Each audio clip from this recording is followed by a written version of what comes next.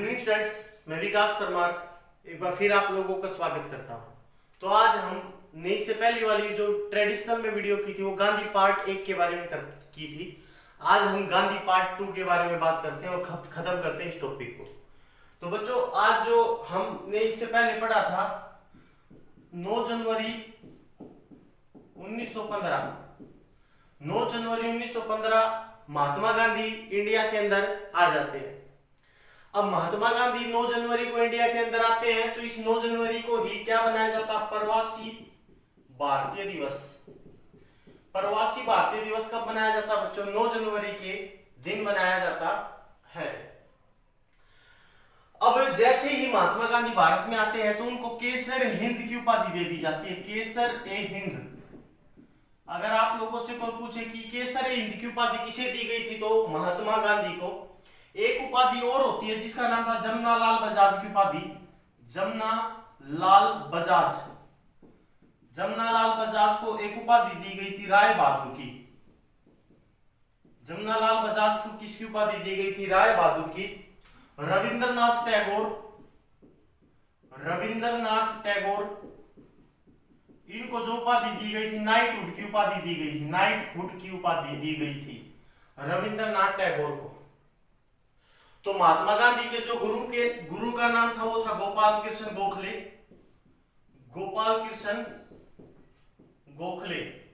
ये गोपाल कृष्ण गोखले नरम दल के इंसान थे। कांग्रेस के अंदर दो प्रकार के दल थे, जैसा कि आपको पता है, नरम दल और गरम दल। तो नरम दल में गोपाल कृष्ण गोखले थे जो महात्मा गांधी के गुरु थे। महात्मा गांधी को गोपाल कृष्ण गोखले कहते हैं कि आप इतना धुआंधार प्रदर्शन दक्षिण अफ्रीका में कर रहे हो, वहां पे आप पूर्ण आवाजबाजी में घूम रहे हो, लोगों के बीच प्यार बिखेर रहे हो, क्यों ना आप इंडिया के अंदर आओ और यहाँ के लोगों की प्रॉब्लम को भी सुनो और उनके लिए भी लड़ो। जैसा कि पता है कि महात्मा गांधी ने सत्याग्रह का प्रयोग पहले दक्षिण अफ्रीका के अंदर किया था। तो महात्मा गांधी लगभग एक साल तक घूमते रहते हैं। 1916 में ही साबरमती आश्रम की स्थापना कर देते हैं। साबरमती आश्रम की स्थापना 3 आश्रम महात्मा गांधी के द्वारा खोले गए थे, साबरमती, वर्धा और टोल्स्टॉय पहला आश्रम था दक्षिण अफ्रीका के अंदर। अब महात्मा गांधी का पहला मुलाकात 1917 में होती है। पहला जो इनका युद्ध था, या हम कहें कि पहला इनका जो सत्याग्रह था वो पहला होता चंपारण में। चंपारण एक बिहार में जगह है और चंपारण में किस व्यक्ति के द्वारा इनको बुलाया गया था? तो एक था राम प्रसाद शुक्ल नाम का व्यक्ति था, कोई शुक्ल उसके लास्ट में लगता था, वो व्यक्ति था। उनके द्वारा महात्मा गांधी को चंपारण में बुलाया जाता है और महात्मा गांधी को कहा जाता है कि यहाँ के लोगों की प्रॉब्लम को आप सुने और अगर आपसे हो सकता है तो इनकी प्रॉब्लम को सोल्व आउट करवाएं। चंपारण बिहार में था क्या? नील की खेती करवाई जाती थी। 20 में से 3 हिस्से पे नील की खेती करवाई जाती थी। इसीलिए इसको 3 कठिया प्रणाली भी बोला जाता था। 3 कठिया प्रणाली, ठीक है। नील की मांग यूरोप में बहुत ज्यादा मात्रा में थी क्योंकि कपड़े की रंगाई करने के लिए नील का प्रयोग किया जाता था। इन चीजों के बारे में डिटेल से जब बातें करेंगे, चंपारण क्या था तो इनके बारे में एक अलग से वीडियो आएगी, तब बातें करेंगे। अभी के लिए केवल हम महात्मा गांधी के जो क्रूशियल मोमेंट है जो आपको याद करने उसके बारे में बातें कर रहे हैं। तो 1917 में महात्मा गांधी का पहला सत्याग्रह था। अगर क्वेश्चन आ जाए कि महात्मा गांधी का पहला सत्याग्रह भारत के अंदर, महात्मा गांधी ने पहला सत्याग्रह का प्रयोग भारत के अंदर कब किया? 1917 के अंदर। फिर सही 1 साल के बाद फिर महात्मा गांधी की दोबारा मुलाकात होती है एक और केस के साथ जिसका नाम था अहमदनगर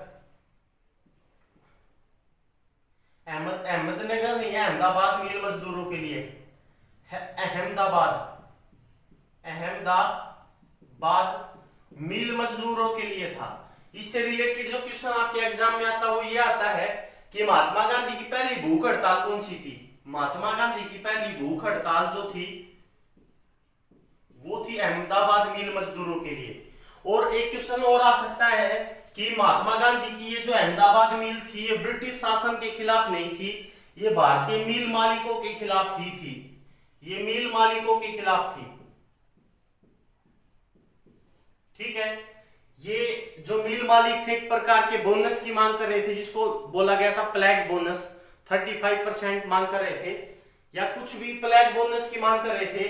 तो उस प्लैग बोनस के लिए महात्मा गांधी ने उनको भूख पर बैठने के लिए कहा, तो महात्मा गांधी भी उनके साथ बैठ गए। तो महात्मा गांधी की पहली भूख हड़ताल थी 1918 अहमदाबाद मिल मजदूरों के लिए।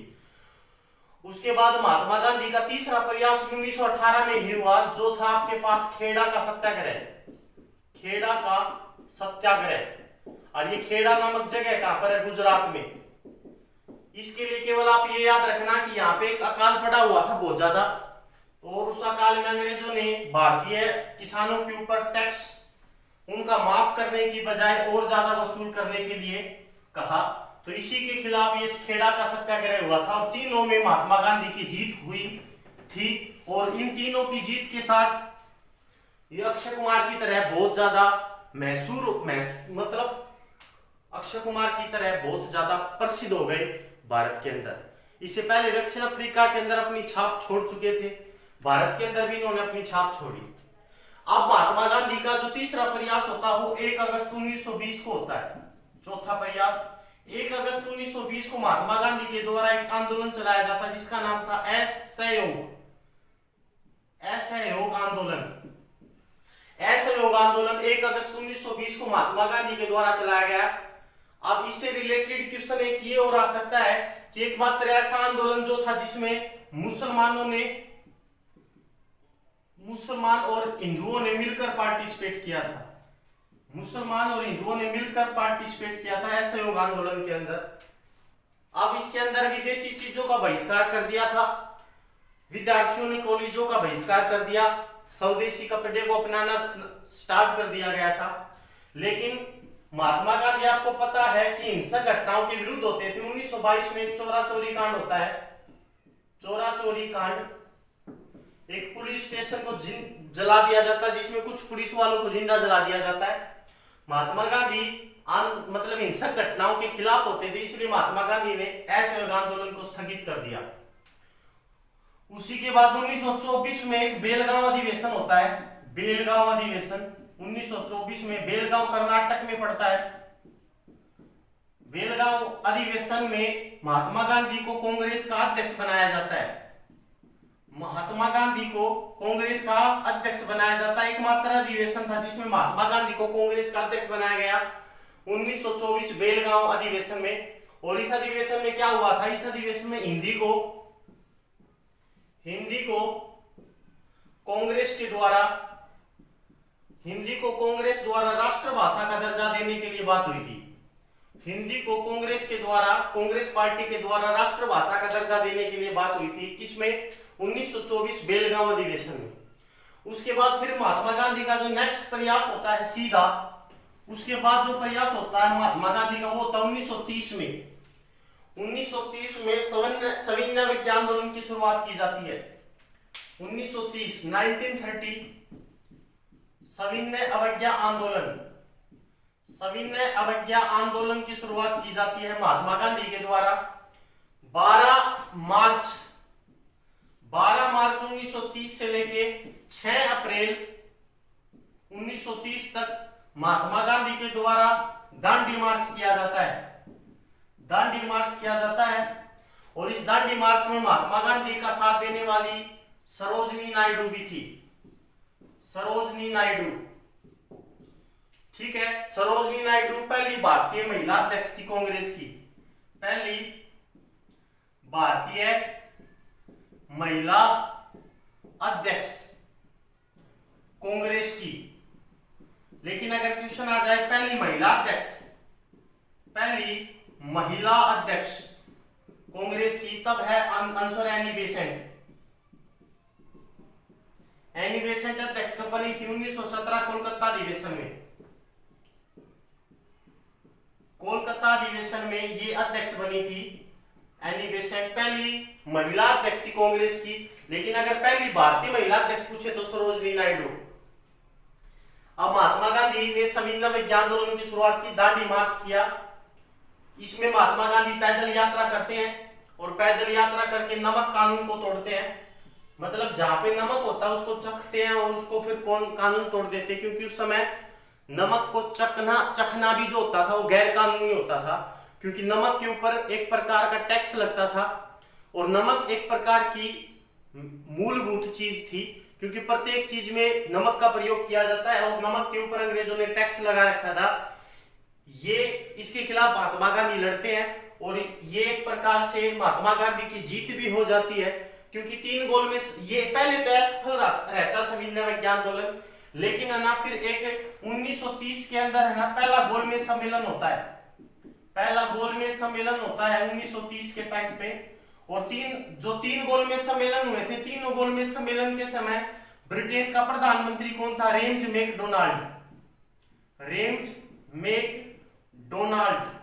रेम्स मैकडोनाल्ड तीनों गोलमेज सम्मेलन के समय ब्रिटेन का प्रधानमंत्री था।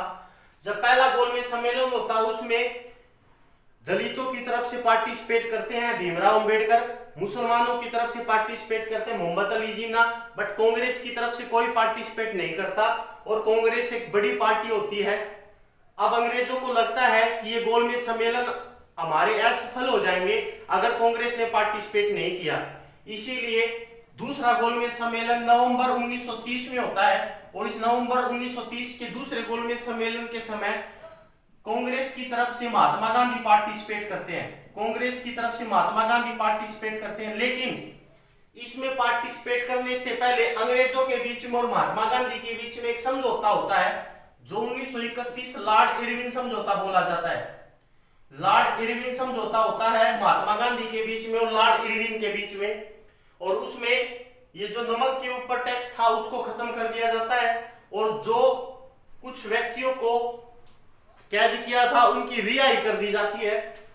तो इसके बाद फिर ये गोलमेज सम्मेलन जो होता है, मतलब दूसरा गोलमेज सम्मेलन होता है नवंबर 1930 में, इसमें महात्मा गांधी पार्टिसिपेट करते हैं गांधी की तरफ से, ठीक है। ये पहले तो महात्मा गांधी जाते हैं लेकिन उसके बाद फिर होता है लॉर्ड इरविन समझौता।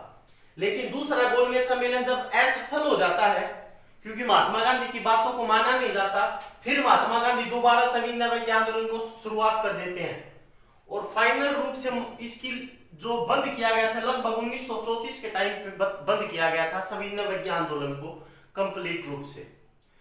तो अगर क्वेश्चन आ जाए कि लॉर्ड इरविन समझौता कब हुआ? 1931 में। दूसरा गोलमेज सम्मेलन नवंबर 1930 में। किस गोलमेज सम्मेलन में कांग्रेस ने पार्टिसिपेट किया? दूसरे गोलमेज सम्मेलन में। उसके बाद महात्मा गांधी के बीच में और डॉक्टर भीमराव अंबेडकर के बीच में भी फिर एक समझौता होता 1934, पता नहीं ये तारीख देख लेना, 1932 है या 34 है, कोई ऐसी तारीख है, तब समझौता होता, उसको पूना समझौता कहते हैं, पूना पैक्ट, ठीक है। ये पूना पैक्ट होता है। इसमें क्या था, प्रॉब्लम क्या थी कि जब तीनों गोलमेज सम्मेलन के समय डॉक्टर भीमराव अंबेडकर दलितों की तरफ से पार्टिसिपेट कर रहे थे, तब डॉक्टर भीमराव अंबेडकर ने अपनी मांग उठाई थी कि दलितों के लिए भी पृथक निर्वाचन प्रणाली की शुरुआत की जाए। पृथक निर्वाचन का मतलब होता है धर्म के ऊपर निर्वाचन, मतलब व्यक्ति भी कौन उठे? दलित, और वोट भी कौन डाले? दलित। तब महात्मा गांधी डॉक्टर भीमराव अंबेडकर से नाराज हो गए। उन्होंने कहा इससे भारत के एकता के ऊपर खतरा है, आप ये जो पॉइंट उठा रहे हो पृथक का, ये गलत है, क्योंकि इस पृथक चुनाव की मांग 1906 में मुस्लिम लीग ने भी की थी, जिसकी मांग 1909 में पार्लियामेंट सुधार के समय मान लिया गया था। अब यही मांग दलित भी उठा रहे थे, तब महात्मा गांधी नाराज हो गए। महात्मा गांधी ने कहा कि आप निर्वाचन तो कर लो, मतलब व्यक्ति को तो उठा लो, कोई भी सीट निर्धारित कर दो दलितों के लिए, शेड्यूल कास्ट के लिए, लेकिन उसका चुनाव सभी व्यक्ति डालेंगे, हिंदू, मुस्लिम, सिख, ईसाई, जाट, राजपूत, हर कोई, जो व्यक्ति उठेगा उसके वोट हर कोई डालेगा। लेकिन ऐसा नहीं होगा कि व्यक्ति भी कोई दलित उठेगा और वोट भी दलित डालेंगे। जैसे 1909 में सांप्रदायिक निर्वाचन प्रणाली की शुरुआत हुई थी, उस समय किया गया था कि व्यक्ति भी मुसलमान उठेगा, वोट भी मुसलमान डालेंगे। तो फिर ये समझौते के तहत बात बन जाती है और फिर आगे प्रोसेस होना स्टार्ट हो जाती है। उसके बाद फिर महात्मा गांधी का जो नेक्स्ट प्रयास किया जाता है महात्मा गांधी के द्वारा, वो महात्मा गांधी के द्वारा जो आखिरी प्रयास किया जाता है वो किया जाता है 1942 में। 1942 तारीख लगभग 9 अगस्त थी, 9 अगस्त 1942 को भारत छोड़ो आंदोलन की शुरुआत की जाती है। भारत छोड़ो आंदोलन, भारत छोड़ो आंदोलन की शुरुआत महात्मा गांधी के द्वारा की जाती है। अब एक क्वेश्चन और आ जाता है कि महात्मा गांधी को महात्मा की उपाधि किसने दी? महात्मा की उपाधि महात्मा गांधी को रविंद्रनाथ टैगोर ने दी थी, रविंद्रनाथ टैगोर ने। उसके बाद दूसरा क्वेश्चन आता है बापू की, बापू महात्मा गांधी को कौन कहते थे? जवाहरलाल नेहरू, जवाहरलाल नेहरू। एक क्वेश्चन और आ जाता है महात्मा गांधी को राष्ट्रपिता कौन कहते थे? राष्ट्रपिता, महात्मा गांधी को राष्ट्रपिता कौन कहते थे? महात्मा गांधी को राष्ट्रपिता कहते थे सुभाष चंद्र बोस, सुभाष चंद्र बोस। एक क्वेश्चन और आ जाता है महात्मा गांधी को मलंग बाबा कौन कहते थे? मलंग बाबा, तो महात्मा गांधी को मलंग बाबा कहते थे खान अब्दुल गफ्फार खान, खान अब्दुल गफ्फार खान। महात्मा गांधी को एक और था नाम जादूगर, महात्मा गांधी को जादूगर कौन कहते थे? महात्मा गांधी को जादूगर कहते थे शेख मुजीबर रहमान, शेख मुजीबर रहमान। महात्मा गांधी को इन नामों से पुकारा जाता था। तो महात्मा गांधी की जो डेथ थी वो कब हुई? 30 जनवरी 1948 को नथुराम गोडसे की गोलियों से हुई है। इसलिए 30 जनवरी को शहीद दिवस बनाया जाता है, शहीद दिवस। और 23 मार्च को क्या बनाया जाता है? शहीदी दिवस। 23 मार्च 1931 को तीनों को फांसी दी गई थी, भगत सिंह, सुखदेव और बटुकेश्वर दत्त को। और 30 जनवरी 1948 को महात्मा गांधी की डेथ हुई थी। और हे राम, ये अंतिम वर्ड थे महात्मा गांधी के, हे राम। तो ये किसके वर्ड थे? महात्मा गांधी के, याद रखना, ठीक है। तो मेरे ख्याल से मैंने महात्मा गांधी के बारे में जो जो क्वेश्चन करवाए हैं ये प्रीवियस क्वेश्चन आ चुके हैं और आने की संभावना भी रहेगी। तो बार बार महात्मा गांधी को आपको अब पढ़ने की जरूरत नहीं रहेगी, ठीक है। थैंक यू क्लास, मिलते हैं ब्रेक के बाद।